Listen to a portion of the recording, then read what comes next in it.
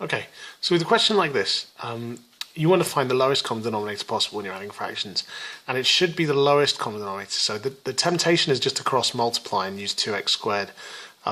It does make the question more complicated. Here, it's pretty obvious that x and 2x, the lowest common denominator is 2x. So we change 3 over x, we multiply this by 2 to get 2x, so that becomes 6.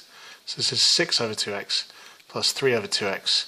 And to the left-hand side, if we're being really technical, we can say left-hand side here.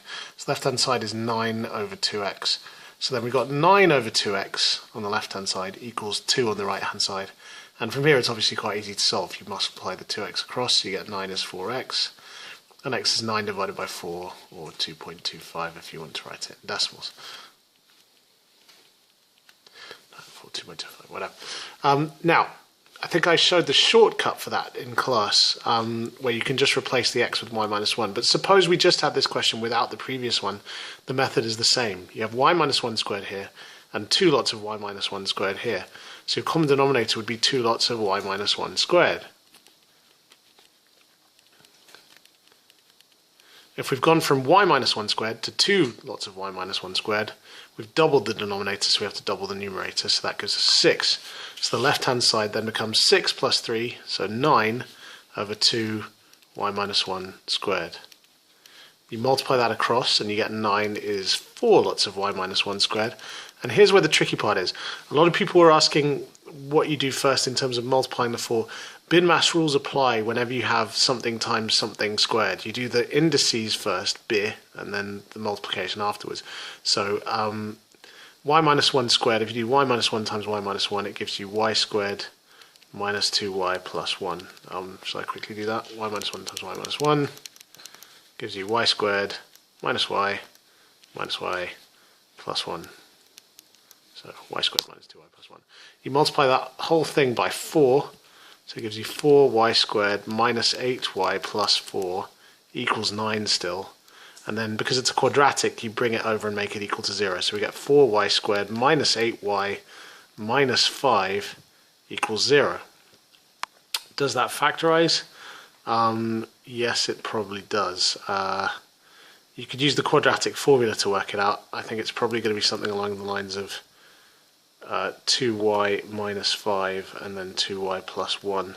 So we end up with y is minus a half, or that looks like a 7, sorry, or 5 over 2, 2.5. Not easy. The easiest way to do it would have been to go back to here and say, well, okay, if we look at those two together, the only difference between this one and this one is that we replaced x's with y minus 1s. So whatever the solution was for x here, it'll be the same for y minus 1 squared here. So we go straight to, sorry for the blurriness, I don't know why it's doing this, y minus 1 squared equals 2.25.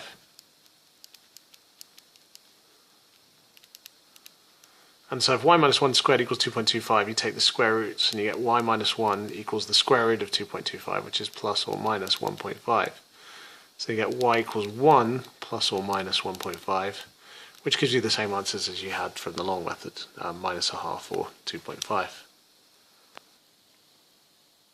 Going on to the function questions, we had a question about why is this f of a quarter and why is this solve f of x equals a quarter? Two fundamentally different things you do with functions. When it says f of anything, you're replacing the x with whatever that thing is in the bracket. So if it says f of a quarter, you're replacing the x with a quarter. So this is effectively plugging a quarter into the function. It becomes a quarter plus 3 over a quarter. I don't know why it's being blurry again, sorry about that. And so you get 3 1/4 over a quarter, which as your calculator will tell you is 13. When it says solve f of x equals a quarter, this is putting a quarter in and seeing what you get out. This is saying you got a quarter out, what did you put in? So mystery number, when you plug it in, x plus 3 over x, gives you a quarter when you come out. Well, how do we solve this? Cross multiply. 4x plus 12 equals x. So 3x is a 12, minus 12 I should say. And x is minus 4. Moving on to the composite functions now, you've got f of x equals, and because this is blurry I can't even read it now, come on, focus, there we go. Oh, it's gone again. Stupid phone, there we go. So x equals x to the power third and 2x squared minus 5. So g of 4 means we put 4 into this. And again, this is the issue of whether we square first and then multiply, or multiply first and then square. BIDMAS tells you you square first. So this is not 8 squared, it's 2 lots of 4 squared, which means it's 2 lots of 16, which means it's 32. So this is 32 take away 5, which is 27. If you got 59, it's because you did 2 times 4 and then squared it. So there's a difference between 2x squared, which is 2 times x squared, and 2x all squared, which is when you double it first and then square it.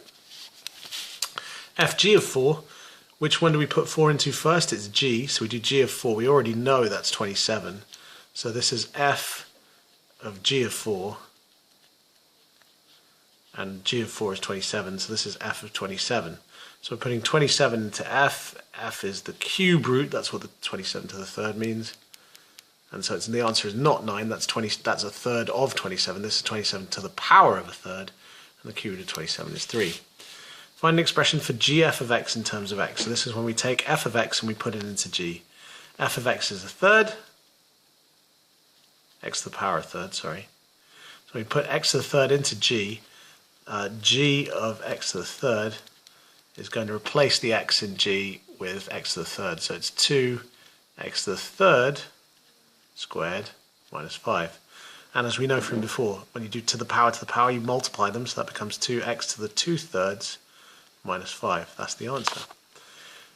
F to the minus 1 of x, we can do it by the y equals. If we say y equals x to the third, how do you undo to the third? That's quite tricky actually. The opposite of cube rooting is cubing. So we say y cubed equals x.